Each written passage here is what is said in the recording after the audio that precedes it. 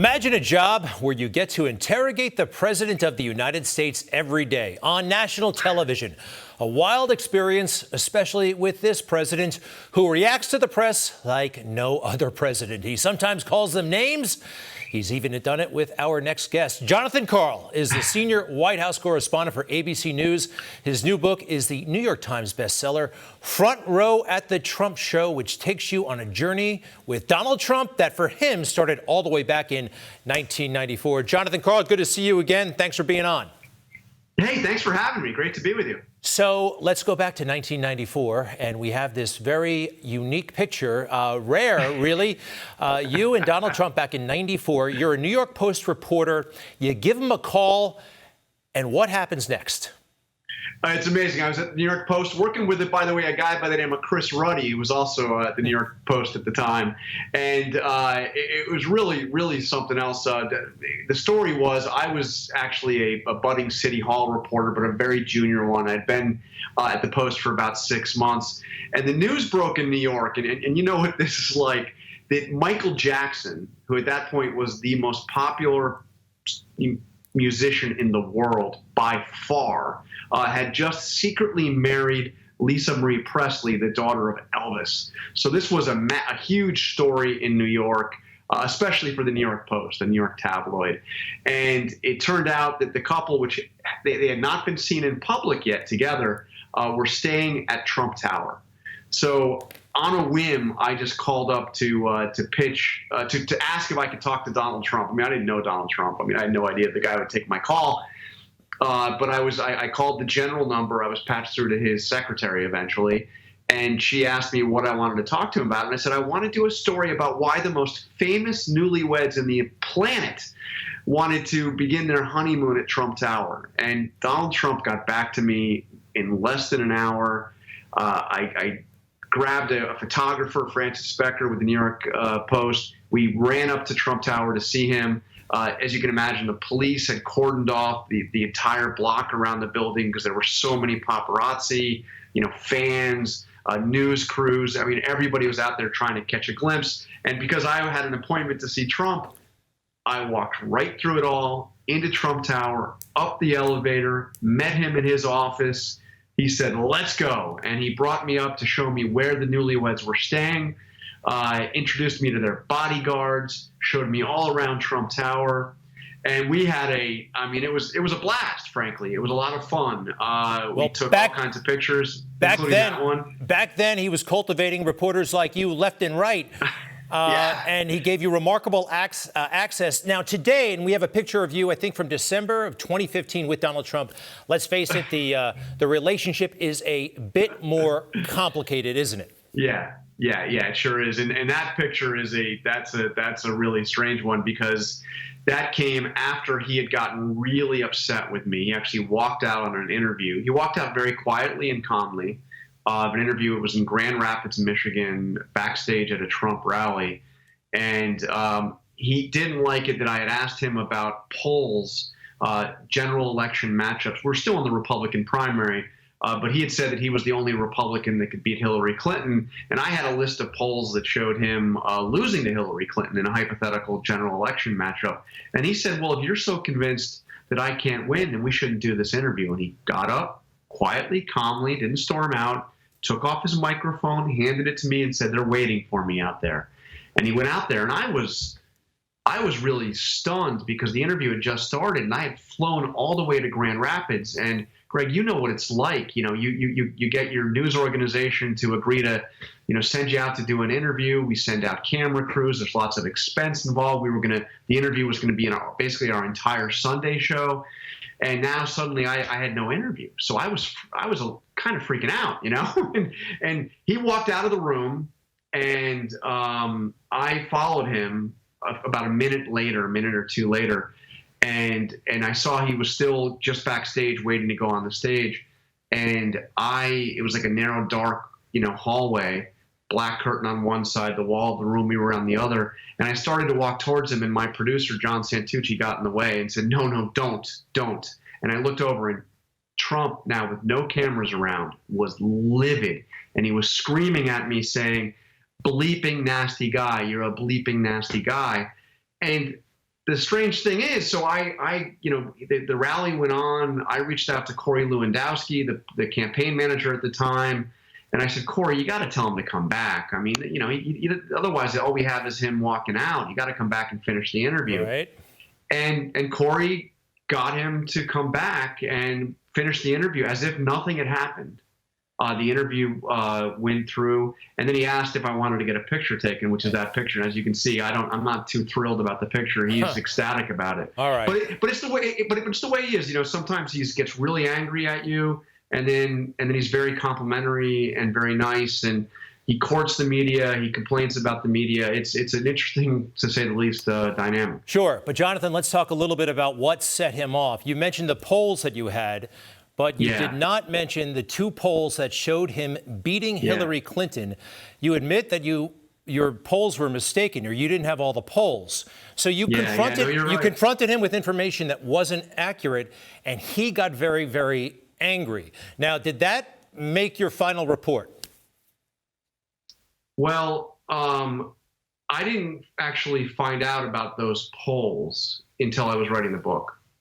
And I'm very candid in the book. I try to be, completely honest and transparent in this book. I try to explain what it was like to, this relationship, what it was like to cover him, the story of how he got to the White House. And in this case, I got to tell you, this was a remarkable situation. Actually, I'm glad you asked me about this, because I haven't talked.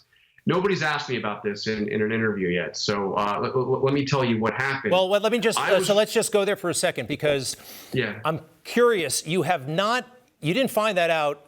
You didn't bother to find out what made him so angry. I'm sure you did. You must have known that there were other polls out there before you wrote the book, that you were in error with the front runner for the Republican nomination.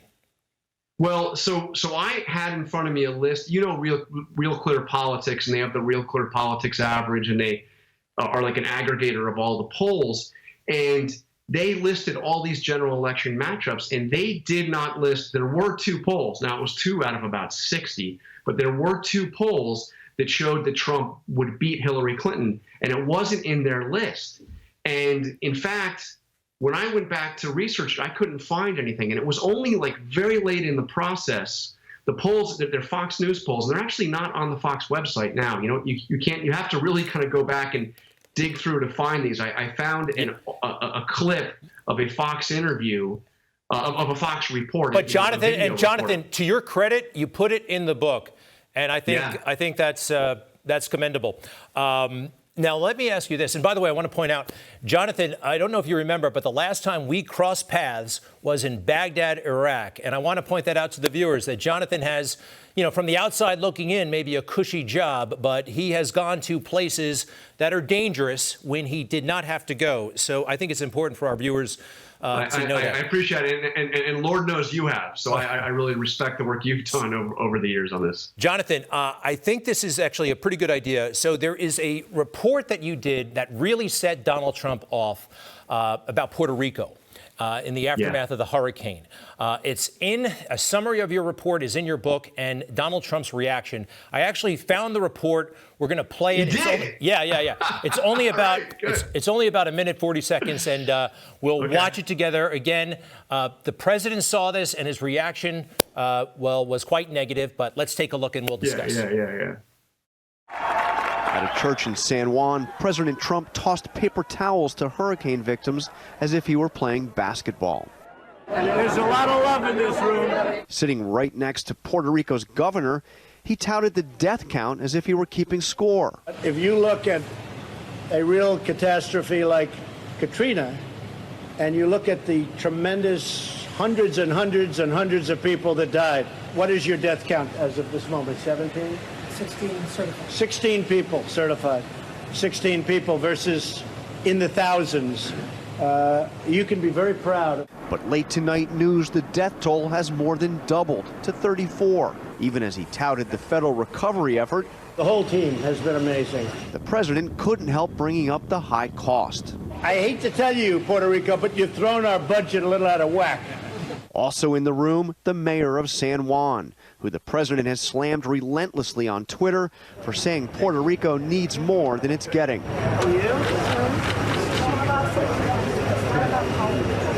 Afterwards, the mayor called the meeting productive. But on CNN, she dismissed the presidential visit as public relations.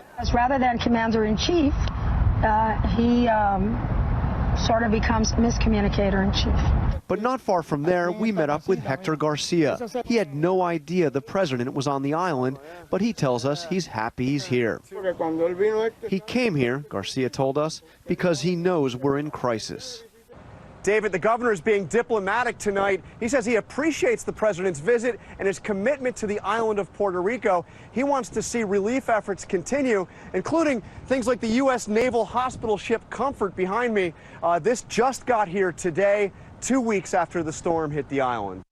So, Jonathan, in your book, you say you reported that without editorial comment. You reported the facts. You reported that the U.S. Naval Hospital ship had just arrived to provide additional help. It may all be factual, but there's a little bit, you got to admit, a little bit of attitude, perhaps. And the president went high and right. Tell us a little bit about his reaction and your thoughts now in retrospect. Well, I can't say it all because there were some words that we don't say on Newsmax TV, but he didn't directly reach out to me. What he did is he told Hope Hicks, then one of his top aides, now again one of his top aides, to call my producer John Santucci and tell him, I think there were a few bleeping reports. But you know what's interesting about that report, I do take your point. Listening to it again, there is a little bit of a, you know, there's a little attitude in there, especially in those first few lines. But also notice that I did mention that the naval ship had gotten there. And the other thing that I thought was interesting there is I did go and talk to that poor guy who had been, his house had been destroyed and he was still living in the remnants of it. And he said good words about Donald Trump, and then he was happy that the president had come to visit Puerto Rico, and he thought that he had come because he knows we're hurting. So, you know, what I try to do in my reporting is lay it all out there, and you know, the good and the bad. And you know, I mean, I take your point, but I don't think there's any, you know, I'm not out there editorializing it in a blunt way, you know. Yeah, look, I've seen it. I understand how somebody could react the way, but it's interesting. It's interesting. Oh, this is one, and we only have a couple of minutes left, but I would think that you, more than anyone else, probably knew early on or had serious doubts about the Russian collusion story, because it's fascinating in your book. You're going there in the fall of 2015, and you're covering President then candidate Trump, and you know firsthand how skeletal and basically amateurish the campaign is. I would imagine that you were probably extremely skeptical that any of that Russian collusion stuff there was anything real or anything true about it. These were not people who could even collude with Russia if they wanted to. That's how people like you, and I think others have reported, that they just did not have the bandwidth to do anything like that, nor the experience. And they had a hard time sometimes colluding with themselves. Yeah, I actually went on our Sunday show this week with George Stephanopoulos, you know, months before the Mueller report came out, and made a remark that I, you know, every indication I had, reading the tea leaves, talking to the people that had gone before the special counsel, that the Mueller report was going to be anticlimactic. Those that were expecting this was going to be a thing that was going to, you know, bring the president down and show definitively that the Russians had colluded with this campaign. That was the word I used. It was going to be anticlimactic. Sure. And you nailed it. You nailed it. And it got a lot of attention at the time. By the way, there were others who were predicting that there were going to basically be mass arrests coming out of the Mueller report. And, you know, obviously that didn't happen. Jonathan Karl, just a couple more things. It's interesting. I think you point out, and others know, but most of the media does not highlight that President Obama actually persecuted reporters, actually went to great lengths. I think James Rosen was technically surveilled at one point. You know, for all the tough talk that we hear from President Trump about the media, and he has a lot of contempt for them, to be sure, but he's never taken concrete actions against them like Barack Obama did, with the possible exception of Jim Acosta being banned for 2 days. I mean, what Barack Obama did was much more serious than anything President Trump has done. I'm just talking in terms of actions. Would you agree with that, as in terms of anti-press activity? Well, I would agree that that President Obama took actions. Look, the bottom line, here's what I would say about this. When you look at Donald Trump, and a good rule of thumb for anybody reporting on him is, I think the actions are more important than the words. Now, the words, when it comes to the press, have been horrific with Trump. I mean, he uses that phrase, enemy of the people, which is straight out of the Reign of Terror. It's a word that the Nazis used. It's a word a phrase that Nazis used, a phrase that the Stalinists used. So, it's terrible in the stuff he says. But you're right. There's a difference between the actions. In the case of the Obama administration, you did have the FBI take action against AP on a particular story. You had the James Rosen episode. And you also, President Obama was also somebody who basically set up his own operation, his press operation, to kind of get around the White House press corps, like a lot of presidents do, but more so than what we've seen with Donald Trump. So I think the words have been much, much, much harsher with Trump. I think there's also, I talk candidly, about what I see as a war on truth. I mean, when the president says things over and over again that are not true, and when he takes real news reports and says it's fake news, I think that's a problem. But you are right in terms of actions against reporters. You actually saw that Sure. with Obama, and I'm very candid about that in the book. We only have about 2 minutes left. A lot of our viewers don't see it that way. They don't see, and half the country does not see President Trump as being at war with the truth. You know that the media, they're right down there with politicians in terms of their popularity. And some folks, quite frankly, I was surprised that this moment happened. You'll remember, of course, we all do, when President Trump was in the atrium of Trump Tower in the aftermath of Charlottesville, and he said there were good people on both sides. And very fine people, yeah. Sure. And a lot of people were taken aback by that, including me. But about a year later, I actually went and watched the whole thing. And then I saw this moment, and I was really stunned that it was there. I'm going to play it for the viewers. You had people, and I'm not talking about the neo-Nazis and the white nationalists, because they should be condemned totally. But you had many people in that group other than neo-Nazis and white nationalists, okay? And the press has treated them absolutely unfairly. So, Jonathan, you see there that he explicitly says that he's not talking about neo-Nazis who should be condemned. And the concern I have about that is if reporters are reporting information, to me, that's critical information. And so much of the media to this day ignores something that does not fit in with their narrative, which is a word we hear a lot these days. I'm just wondering, you're the head of the White House Correspondents Association, does a narrative ever get in the way of uncovering information? For instance, we seize on information that fits our story or fits our point of view, where we're coming from, and we ignore things like that moment that perhaps conflict with a narrative or some larger agenda? Well, I think that's the human condition. So, reporters are human beings. So I absolutely.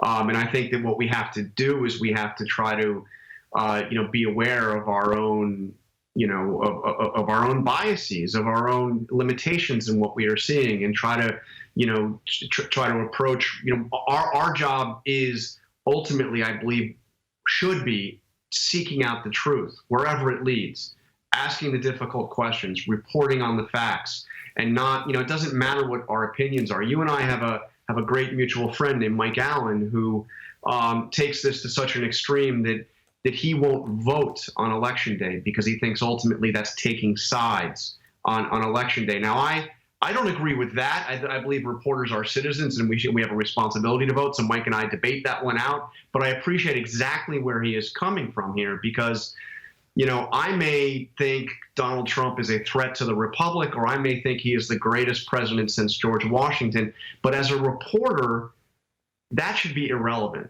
And, look, I'm a human being, so I need to be aware of what my own views are and be aware that those Sure. are irrelevant when I am reporting on what is happening. And of course, facts that matter. Facts matter, but we all have bosses and we all have ambition. There are book deals to be had and speaking engagements and maybe a Netflix series. A lot of journalists, reporters, media personalities, everybody is looking for those opportunities. I mean, let's face it, that's a reality. Maybe that's for the second book. But Jonathan Karl, we thank you so much. Once again, the book is Front Row at the Trump Show. I read it. I enjoyed it. It gives you great insight into the mind of the chief White House correspondent for ABC News and a lot of his colleagues as well. And you can see what's happening there in the West Wing. Thank you so much. Great. Thank you. Really enjoyed talking to you. Take care, Greg.